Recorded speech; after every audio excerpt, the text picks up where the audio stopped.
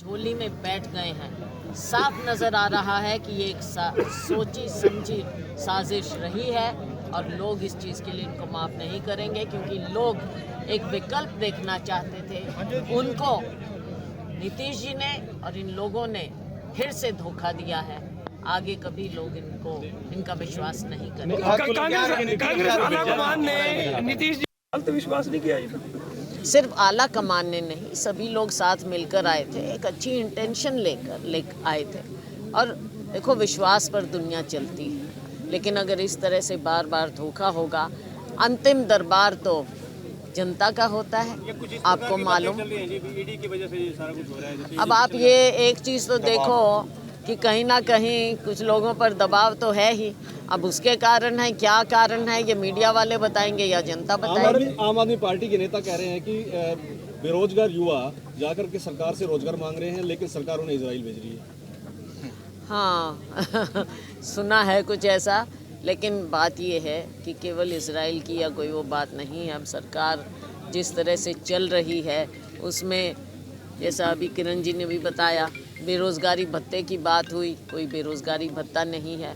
और सबसे बड़ा धोखा तो जो केंद्र सरकार ने किया है, 20 करोड़ नौकरियां अब तक मिल जानी चाहिए थी। कितने लोग ओवरेज हो गए। अगर हम हरियाणा की बात करें, कितने स्कैम हुए हैं, परीक्षाएं रद्द हुई हैं, पेपर लीक हुए हैं, नौकरियां मिली, अपॉइंटमेंट लेटर नहीं मिले, लोग केस कर देते हैं, कोर्ट्स में चले जाते हैं। तो धोखे पर धोखा होता रहा है। एक दिन किरण जी ने जब सदन में पूछा तो इन्हें जवाब मिला कि 1,06,000 नौकरियां दी गई हैं इस टेन्योर में, स्टेट में, राज्य में। और अभी 3 दिन पहले माननीय मुख्यमंत्री जी कह रहे हैं कि 30 लाख नौकरियां दे दी हैं। अब किसकी बात क्या माने, आप देख रहे हैं। जो वकील है ना, काफी उन्होंने अभियान चला रखा है, लेकिन कांग्रेस पार्टी कोई मुद्दा नहीं उठा रही। नहीं, ऐसी बात नहीं। लोगों में ये लगता है कि ईवीएम की वजह से आ रही है सारी कांग्रेस। नहीं, देखो, ईवीएम एक अलग मुद्दा है। हम लोकतंत्र में विश्वास करते हैं। लोग जब अपना मत दिखाएंगे, ये एक अलग मुद्दा है। टेक्नोलॉजी है, और टेक्नोलॉजी आज तक ऐसी कोई बनी नहीं जो इस तरह की सॉफ्टवेयर वाली हो जो हैक ना हो सके। लेकिन इसके लिए रिसर्च और मेहनत करनी पड़ती है। केजरीवाल का बयान अभी दिल्ली और पंजाब में फर्क की जा रही है, तो हरियाणा के लोगों ने क्या माड़ा किया? क्या माड़ा कर रहे हैं तो कांग्रेस में? क्या बोला? केजरीवाल जी का कहना है कि हरियाणा और पंजाब में उनकी माफ कीजिए, दिल्ली और पंजाब में उनकी सरकार और बिजली बिल शून्य आ रहे हैं, कि हरियाणा के लोगों ने क्या माड़ा किया है? ये देखो, बात ये है, केजरीवाल जी और भारतीय जनता पार्टी एक ही सिक्के के दो पहलू हैं। आपने देख लिया, दिल्ली वालों के साथ भी धोखा हुआ, पंजाब के साथ। अब कहाँ गए जो ये बड़े बड़े वायदे करते थे, नशे की बात करते थे, भ्रष्टाचार की बात करते थे, सारा कुछ वहीं का वहीं, ज्यों का त्यों। कोई व्यवस्था ना बदली है, ना ये बदल सकते हैं। ऐसा लगता है कि माननीय मुख्यमंत्री जी केवल नाम के हैं, चला कोई और रहा है रिमोट कंट्रोल से। तो वहाँ की जनता को कैसे इंसाफ मिलेगा, कैसे काम होंगे? हरियाणा में आके भाषण देना आसान है, लेकिन दिल्ली में और पंजाब में भी कुछ करके दिखाते हैं। यहाँ पर विकल्प केवल और केवल कांग्रेस पार्टी। मैम, आज ईडी ने हुड्डा साहब को पूछताछ के लिए उनसे पूछताछ जारी है।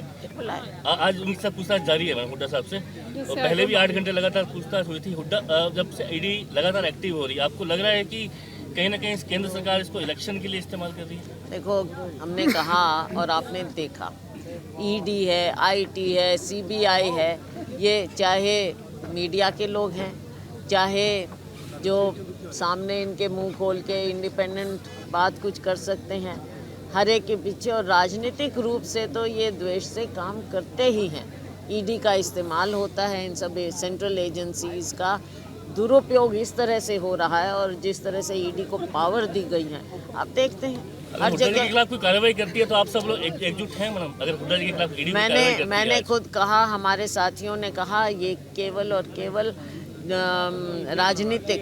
राजनीतिक हथियार के रूप में इस्तेमाल किया जा रहा है।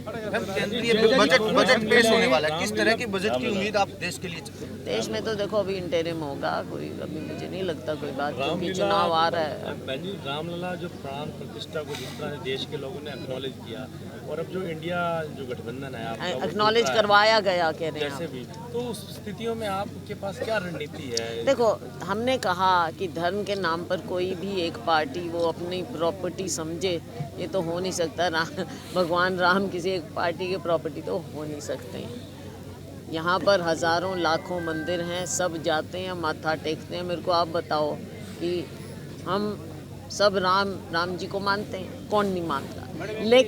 लेकिन आप ये कहो कि एक मंदिर के लिए ही आप लोग हिंदू हो, तो मुझे नहीं लगता कि आप लोगों को ये बात पसंद आई। चलिए जी, आपने ना अभी पकौड़े तलने की मंच पे बात की, पकौड़े तलने की। मोदी जी ने कही थी। मेरा क्वेश्चन है एक मिनट जी, कि आप बूंदी तो आप तलते रहे, लड्डू कहीं प्रहलाद और भूपेंद्र सिंह हुड्डा खा जाए फतेहाबाद से। और अच्छा, आपने सोच समझ के अपने वो कर रहे सवाल कर रहे हैं। नहीं, देखो इसमें ना कोई बात है। मोदी जी जो लोगों को बरगलाते हैं कि पकौड़े तलो, कोई कुछ कहता है, कोई कुछ कहता है, असली मुद्दा ये है कि बेरोज़गारी बढ़ती चली जा रही है और उस पर कोई ध्यान नहीं है। कभी मंदिर का मुद्दा ले आते हैं, कभी कोई और मुद्दा ले आते हैं, कभी किसानों को पैसा देने की बात हो जाती है।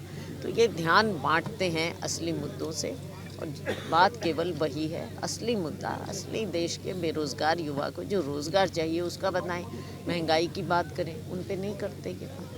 चुनाव सिर पर है, संगठन बना नहीं है अभी तक कांग्रेस का। शीघ्र बनेगा, ये शीघ्र बनेगा। कई साल हो गए गठबंधन का लगातार विघटन हो रहा है। अब केजरीवाल भी कह रहे हैं कि हरियाणा के सभी 90 सीटों पर जो है चुनाव लड़ेंगे। हाँ, तो लगेगा, उनको किसने रोका? आपके हर कार्यक्रम में सिरसा लोकसभा से आपकी मांग उठ रही है कि लोग कह रहे हैं अभी सिरसा लोकसभा चुनाव